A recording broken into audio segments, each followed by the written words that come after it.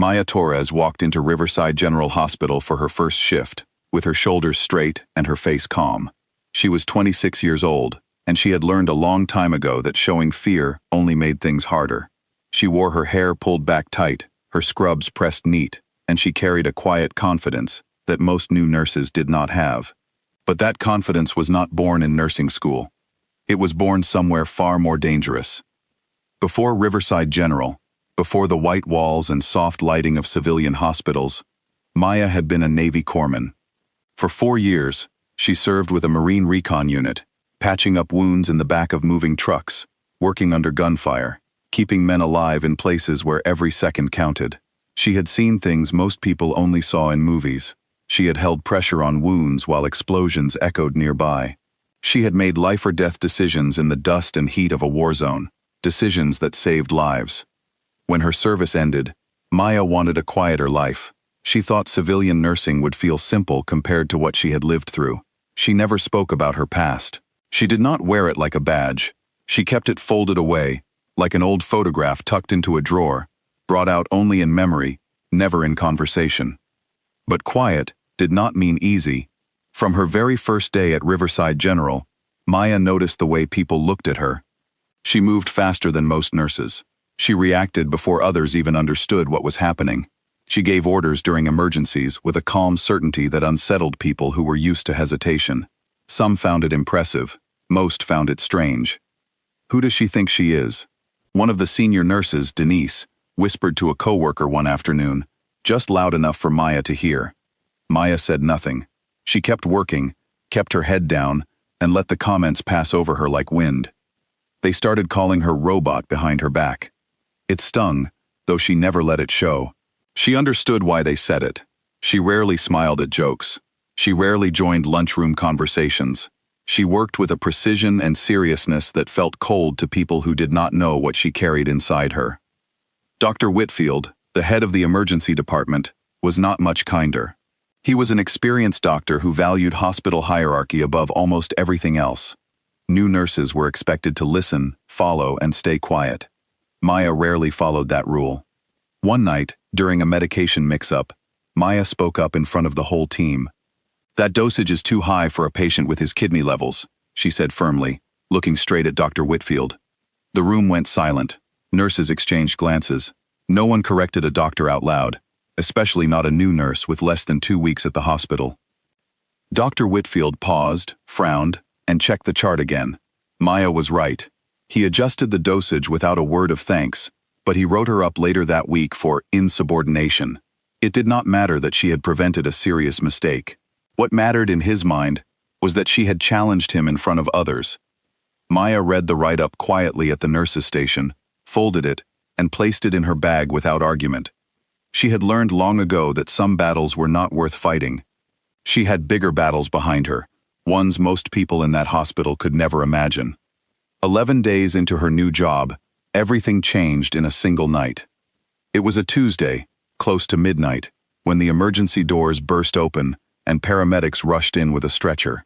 A man, somewhere in his 50s, lay on it, pale and shaking, blood soaking through a bandage on his stomach. He had been shot, and his blood pressure was dropping fast. The paramedics called out vital signs as doctors and nurses swarmed around him, moving with practiced urgency. "Type and cross, 2 units, now," Dr. Whitfield shouted, already snapping on gloves. Maya was assigned to hold pressure on the wound and monitor the man's vitals, a basic task, one that any experienced nurse could handle. She did not complain. She never did.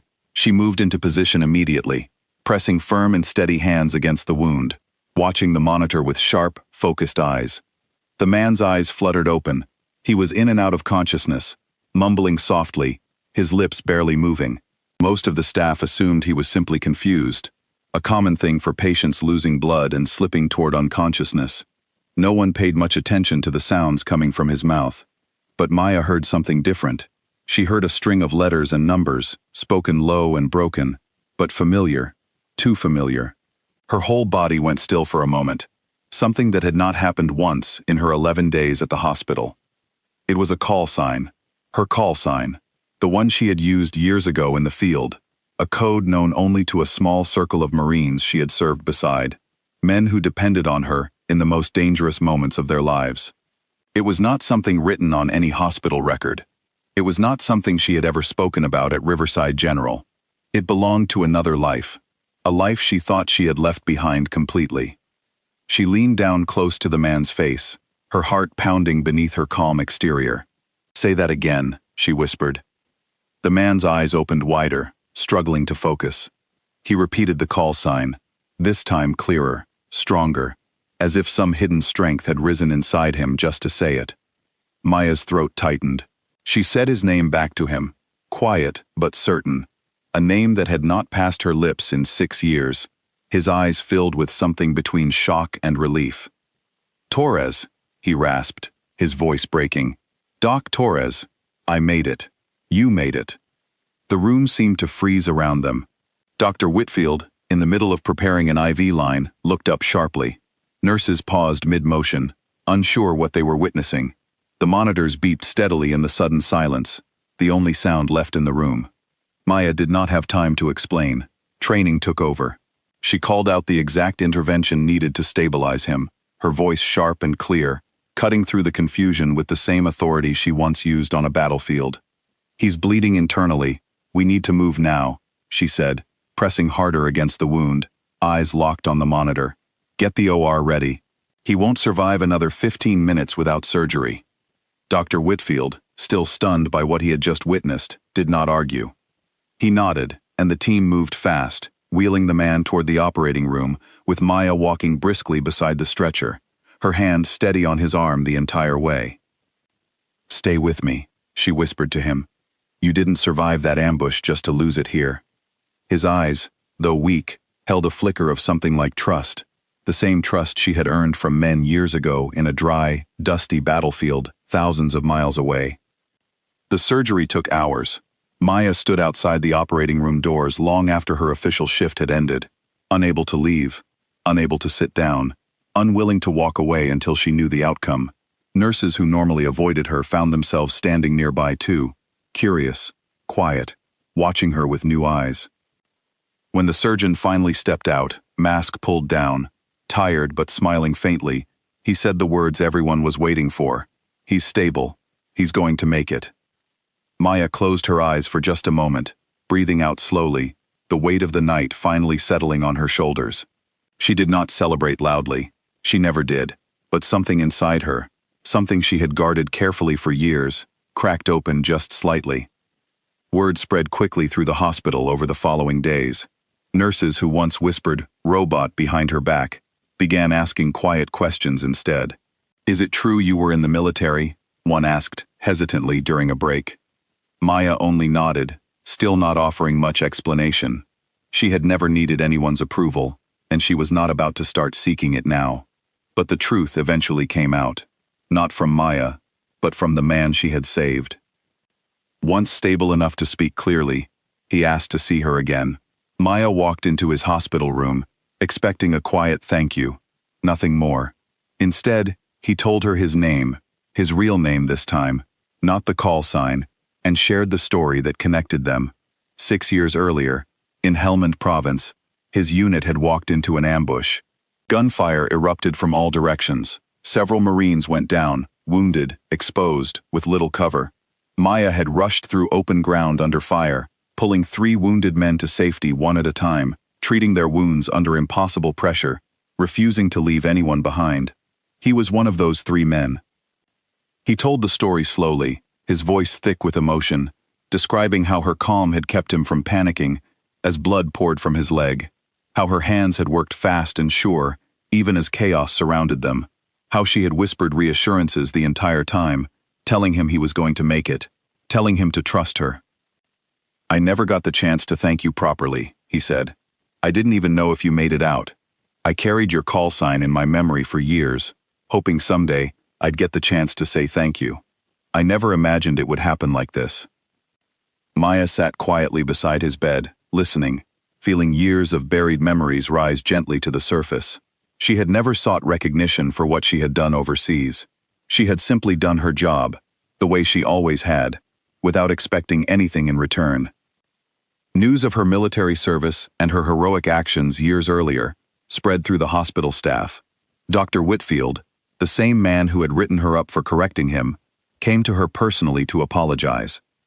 "I misjudged you," he admitted, standing a little awkwardly by the nurse's station. "I saw confidence and thought it was arrogance. I was wrong." Maya accepted his apology with a small, simple nod. She was not the kind of person to hold on to grudges or demand grand gestures. She understood that people often judged what they did not understand. The nurses who had once mocked her began treating her differently too, not out of fear, but out of genuine respect. Denise, the nurse who had first called her robot, approached her quietly one afternoon during a slow shift. "I'm sorry for how we treated you," she said honestly. "We didn't know what you had been through. Can you teach me how you stay so calm under pressure?" Maya considered the question for a moment before answering simply, "You breathe, you focus on what needs to be done, and you remind yourself that panic never saved a life. Training does. Calm does." From that day forward, Maya slowly became someone the younger nurses looked up to, not because she demanded respect, but because she had quietly earned it through actions rather than words. She began mentoring newer staff members during emergencies, sharing lessons learned not just from nursing school, but from real experience on the ground during her military service. The man she had saved recovered fully over the following weeks. Before being discharged, he visited Maya one last time, this time not as a patient, but as a friend reunited after years of silence. "You saved my life twice now," he said with a grateful smile. "Once on a battlefield, and once in this hospital. I don't think that's a coincidence. I think some things are simply meant to happen." Maya smiled, a rare and genuine smile that surprised even her coworkers standing nearby.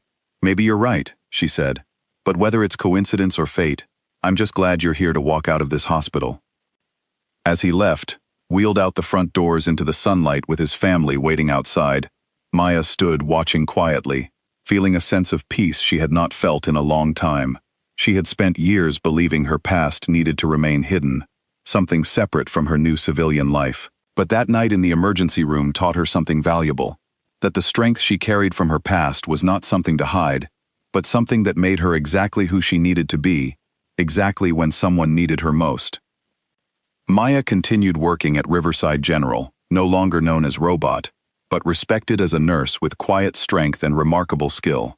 She never boasted about her military background, never used it to seek attention or special treatment.